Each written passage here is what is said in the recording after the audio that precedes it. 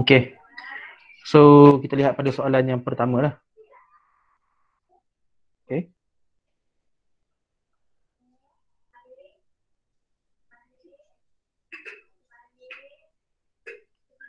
Soalan ni kita sambung kepada soalan yang ketiga.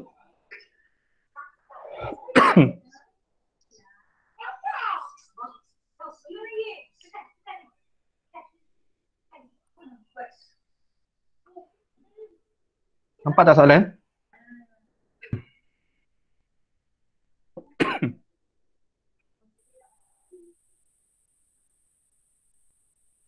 Okey, yang pertama saya akan tunjukkan kawasan mana yang kita perlu cari. So saya akan lorekkan terlebih dahulu sebab gambar rajah kita tak ada lorekan yang menunjukkan kawasan mana yang perlu kita cari. So kamu kena faham, bounded between two curve tu bermaksud kawasan yang tercakup antara dua lekuk okey, dua lekuk ke keluk keluk bahasa Melayu. Saya tak sure Okey, so sekarang ni kawasan yang kita nak cari tu adalah di sini.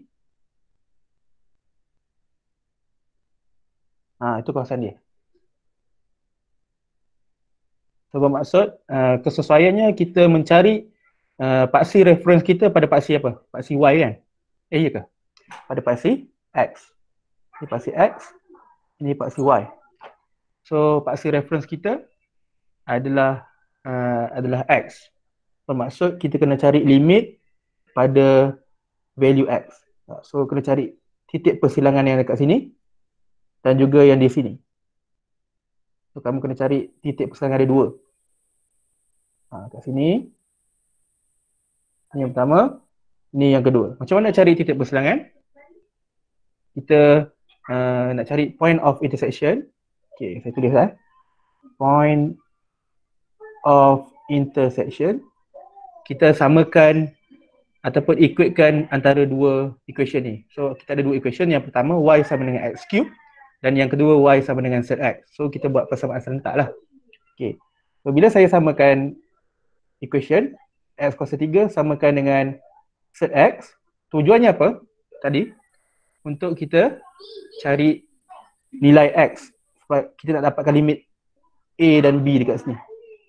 Okey. So, sekarang ni kita selesaikan menggunakan persamaan serentak lah. So, saya kat sini squaring both side, kat sini akan dapat x kuasa 3 kuasa 2. Kat sini akan dapat 1/2 kuasa 2. Squaring both side And then di sebelah sini akan dapat x kuasa 6. Kat sini tinggal x sahaja. Okey. So langkah seterusnya saya boleh pindahkan ataupun jadikan equation kita tu samakan dengan kosong. X kuasa 6 tolak x sama dengan kosong. Okey. So daripada sini saya boleh buat factorization untuk dapatkan value of x. So saya factorizekan, saya nampak saya boleh keluarkan x. Bila saya keluarkan x, yang tinggal di dalam adalah kuasa 5 tolak 1 sama dengan kosong. So bermaksud di sini ada two possibility of answer untuk nilai x kita. Yang pertama adalah x sama dengan kosong. So itu yang pertama, x sama dengan kosong. Yang kedua adalah x kuasa 5 tolak 1 sama dengan kosong. So x kuasa 5 bersamaan dengan 1. Square root 5. 1 nilainya 1.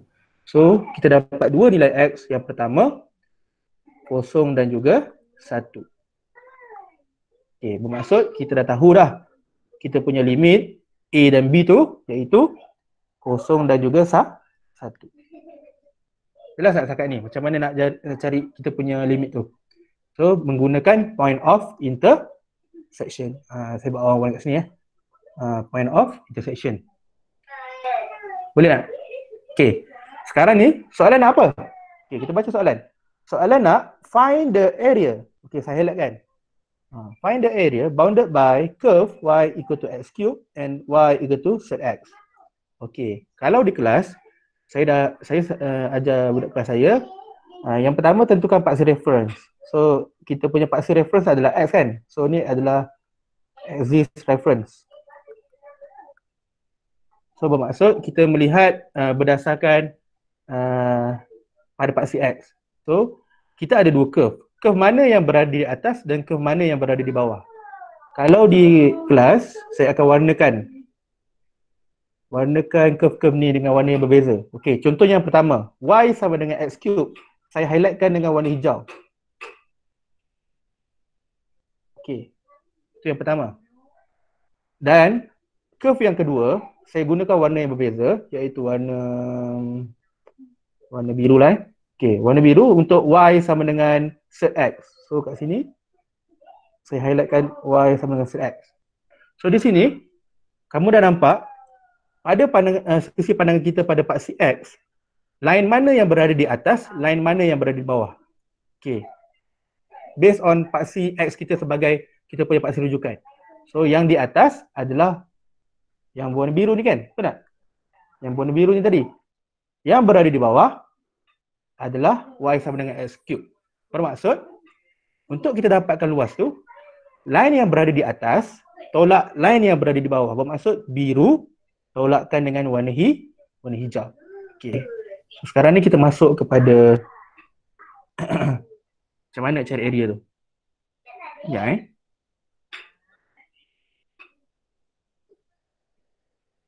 Okey. Okey. So sekarang ni kita nak cari area. Okey. Area sama dengan okey. So kita integrate from A to B, betul? Okay. Fx tolak Gx dx. Okay, ini equation umum yang kamu belajar dalam nota awak kan? Betul? Okay. So sebenarnya Fx ni diwakili oleh curve yang berada di atas, iaitu curve biru. Dan Gx mewakili curve yang berada di bawah. So secara amnya boleh saya katakan yang atas tolak yang bawah. So kita kira, kita buat pengiraan. So kita dah tahu limit kan, AB kita adalah 0 ke 1. So integrate 0 to 1. So apa equation Fx, apa equation yang berada di atas? Dia warna biru kan. So saya akan guna warna biru, iaitu set X tolakkan dengan curve yang berada di bawah yang berwarna hijau, iaitu X cube dx. Nampak tak? Line curve yang warna biru tolak curve yang warna hijau. Okay. So boleh tak kita boleh direct integrate? Kita check, kita boleh direct integrate tak? Boleh kan? So langkah pertama sebelum kita direct integrate, saya ubah dulu set X ni menjadi X kuasa 1/2. And then yang ni kita ubah lah. So sepatutnya ada bracket ni. Tu cara penulisan yang betul. So kita dapat macam ni lah. X kuasa 1/2 tolak X cube dx. So sekarang baru kita boleh start integrate. Okay. So integrate term by term, 1/1. Okay. So integrate X 1/2 akan dapat X 3/2 bahagikan dengan 3/2. Tolakkan dengan integrate X kuasa 3 akan dapat X kuasa 4/4. Memandangkan kita ada limit, tak perlu ada plus C. So kita terus masukkan limit 1 ke 0. Okay, jelas tak setakat ni? Okay. Saya sambung kiraan di sebelah. Okay, sambung kat sini. Okay. So sekarang ni, untuk memudahkan pengiraan, saya ubah dulu bentuk fraction tu.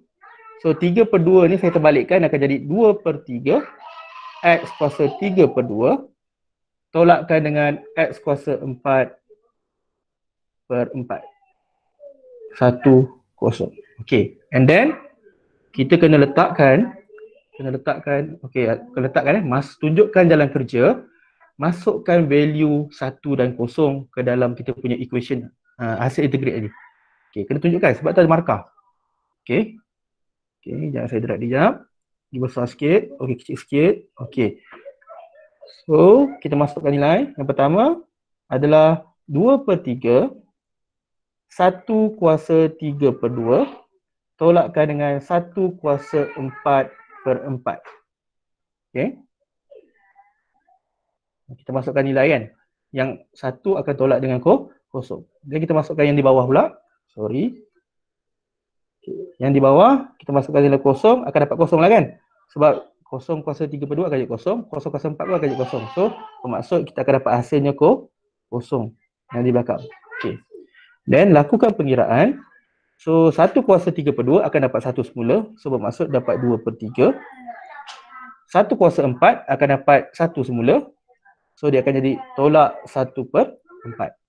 So, jawapan akhir kita akan dapat 2 per 3 tolak 1 per 4 apa dapatlah 5 per 12 unit square.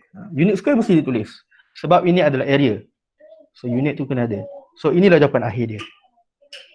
Okay. So sekarang ni untuk pemakahan kita bermula daripada atas. Markah pertama kita akan dapat apabila awak cuba cari nilai X. Awak cuba cari nilai X. Bermaksud awak buat factorization ataupun buat persamaan serentak tu, kita dah bagi K1 dekat situ. Okay. Seterusnya, markah seterusnya, apabila awak dapat nilai X yang betul, kedua-duanya mesti betul, iaitu X sama dengan 0 dan juga X sama dengan 1. So, dapat je X sama 0, dapat X sama dengan 1, baru dapat J1. Okay. Boleh So, tu yang markah kedua. Markah ketiga. Okay. Markah ketiga datang apabila dekat sini kamu masukkan dalam kita punya equation integration ni 0 ke 1 set X tolak X kuasa 3 dx. Kat sini K1 yang seterusnya. Mesti set X tolak X kuasa 3. Tak boleh X kuasa 3 yang tolak set X. Kalau tu tak dapat K1. Boleh? Seterusnya integrate dengan betul, iaitu dapat X kuasa 3 per 2 per 3 per 2 tolak X kuasa 4 per 4, mesti ada limit 1 kosong. Kat sini K1 yang seterusnya. Okey. Dan last kali kita bagi jawapan akhir kita iaitu 5 per 12 unit square J1. So cukuplah 5 markah. Okey. So K1 J1 K1, J1, K1, K1, J1. Okay. So, itulah cara pemakahan dia. 5 markah. Okay. So, untuk soalan macam ni anak-anak pelajar sekalian, saya suggest sangat-sangat, suggest kepada kamu, cubalah kalau ada 2 curve ni, gunalah warna yang berbeza. Kamu kan ada pen warna merah, pen warna biru kan. Masa dekat exam tu, cuba conteng supaya kita tahu yang mana atas, yang mana bawah. Baru kita tak keliru. Boleh Okay, so kita baca soalan semula. If y equal to exponent of negative x over 1 plus x squared, find dy dx. So soalan pertama, saya suka highlight kan. Soalan pertama dia kata cari dy dx. So kita menjawab soalan kan, cari dy dx. Highlight kan dia. Okay, then dah cari dy dx, show that akhirnya kita akan dapat sama dengan kosong. Okay, so apa-apa pun kita kena cari dy dx terlebih dahulu. So untuk mencari dy dx, okay, saya lihat dia dalam bentuk fraction. Bermaksud kita boleh menggunakan quotient rule. So yang berada pada numerator adalah u, yang berada pada denominator adalah v. So u over v. Okay. So sekarang ni kita senaraikan dulu apa u kita. So u bersamaan dengan e to the power of negative x. Okay. And then kita punya v bersamaan dengan 1 plus 1 plus x squared. Okay, itu yang pertama. Okay. So u, okay. So sekarang cari u prime. U prime, macam mana kita nak differentiate exponent? Senang saja, salin semula. Darabkan dengan differentiate power, iaitu negatif 1. Darabkan dengan ln base, iaitu ln e. So hasilnya kita akan dapat negatif e negatif x. Okay, so itu u prime kita. So v prime kita apa pula? So v prime senang saja, differentiate 1 akan dapat 0, differentiate x squared akan dapat 2x. So sekarang ni saya dah dapat v prime dan juga u prime. Okay, kita nak menggunakan apa tadi? Quotient rule. So, quotient rule dy dx bersamaan dengan VU prime minus UV prime bahagi V kuasa 2. Kita nak masukkan dalam formula ni. So kita masukkan. So VU prime, V kita adalah ni U prime kita. So itu darab silang lah, yang ni darabkan ni.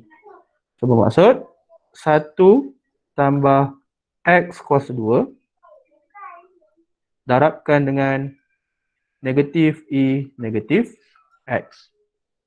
And then tolakkan dengan UV prime. So ini U kita, ini V prime kita. So darab silang. So kita akan dapat E to the power of negative X darabkan dengan 2X. Itu baru VU prime minus UV prime. Bahagikan dengan V kuasa 2. So V kita adalah 1 tambah X kuasa 2. Kuasa 2 lagi. Sebab V tu yang dikuasa 2 kan. So sekarang ni saya selalu pesan pada pelajar-pelajar yang berada pada denominator ni, kuasa 2 tu tak payah usik. Biar je bentuk dia macam tu. Kita tak payah ubah. Tak payah nak kembang ke, nak expand tak payah. Biar je bentuk dia macam tu. So kita tengok apa yang kita boleh buat dengan equation kita yang ada sekarang ni. Kita boleh simplify ke tak? Ke tak boleh? Tak payah simplify pun tak apa. Dapatkan bentuk macam ni pun boleh. Tapi kalau nak simplify pun boleh. Maksudnya kita boleh factorizekan. Kita factorizekan dengan mengeluarkan E kuasa negatif X keluar. Let's say for example, saya nak simplifykan dia. Saya keluarkan E kuasa negatif X. So, yang tertinggal kat dalam akan ada negatif kan. Negatif ni tertinggal sebab saya keluarkan E kuasa negatif X saja. Negatif dia saya tak ambil. So, bermaksud negatif 1 tambah X kuasa 2. Itu yang pertama. And then, akan tertinggal lagi adalah minus 2X. Sebab saya hanya keluarkan E kuasa negatif X saja. Jangan lupa, masih ada 1 tambah X kuasa 2 per 2. So ni kalau kamu nak simplify kan lah. Maksudnya kita boleh keluarkan apa yang ada common factor kat situ. So saya nampak ada E kuasa negatif X, saya boleh keluarkan. Boleh? Sekarang ni soalan pertama dah terjawab, iaitu nak cari dy dx. Soalan seterusnya, dia nak apa? Dia suruh kita show that. So show that ni, saya kena salin soalan sekejap kat sebelah. So show that 1 plus X squared dy dx plus 1 plus X to the power of 2 times Y equivalent to 0. So kalau soalan pembuktian ni, awak kena faham. Bila soalan pembuktian ni, kita tak boleh ambil kedua-dua side secara serentak. Biasanya kita akan pilih salah satu side untuk samakan dengan side yang satu lagi. So kamu kena tahu bahawa yang di sebelah ni adalah left hand side, kosong itu adalah right hand side. So bermaksud kita nak buktikan daripada left hand side ni akan jadi kosong. So di sini pengiraan saya akan berteraskan kepada left hand side. Kita akan menggunakan left hand side. Boleh? So left hand side yang mana? Inilah. Ini left hand side. So pengiraannya, so masukkan saja dy dx dan y. So kita pilih left hand side, 1 tambah X kuasa 2 didarabkan dengan dy dx. So dy dx kita tadi panjang kan. Ni semua adalah dy dx kita. So kita kena salin. Darabkan dengan E kuasa negatif X in bracket negatif, ni kita boleh open ni. Negatif 1 minus X squared minus 2X over 1 plus X squared to the power of 2. Tak habis salin lagi. Sebab dia ada tambah lagi kan kat sini. Tambah pula dengan 1 plus X to the power of 2 didarabkan dengan Y. Apa Y tadi? Y kita asal dia apa? Iaitu E kuasa negatif X over 1 plus X squared. So salin tu. E to the power of negative X over 1 plus X squared. Okay. So sekarang ni kita dah pilih left hand side. Tak payah tulis sama dengan kosong sebab kita pilih satu side saja, left hand side saja. Sebab jawapan akhir dia akan jadi kosong. So ini cara yang betul untuk soalan pembuktian. Okey, langkah seterusnya, ada apa-apa yang kita boleh adjust tak dekat sini? Okey, saya nampak ada benda yang kita boleh simplify. Iaitu yang pertama, 1 plus X squared ni kita boleh potongkan ni. Nampak? Sebab dia kuasa 2 kan? So dia ada satu grup, so tinggal lagi kat bawah ni 1 plus X squared sahaja. So yang ni dah hilang. Okey. So sekarang ni tengok kat sebelah sini pula. Yang sebelah sini pun over 1 plus X squared. Bermaksud kedua-dua belah denominator adalah sama. So saya boleh cantumkan dia sekali. So bila saya cantumkan, dia akan jadi macam mana? So E kuasa negatif X. Sorry, Adam, salah salin. Okey, sekejap. So E kuasa negatif X minus 1 minus X squared minus 2X plus 1 plus X squared times E to the power of negative X over 1 plus X squared. So sekarang ni, salah. Saya salah tulis. Maafkan saya. Aduh. Sebab kita dah cantumkan dia kan. So bermaksud denominator dia dah sekali. So dia dah panjang lah. Dia dah jadi 1 over X squared. Okay. So dia dah jadi satu bentuk yang sangat panjang. Okay. So sekarang ni apa lagi yang kita boleh buat? Okay. Saya nampak dekat sini 1 plus X squared ni kita boleh kembangkan dia. Kita boleh expandkan dia. So bila saya expandkan dia akan jadi E to the power of negative X negative 1 minus X squared minus 2X. Okay, yang ni expand, dia akan dapat 1 kuasa 2 akan jadi 1 tambah 2X tambah X kuasa 2 didarabkan dengan E kuasa negatif X. Okay.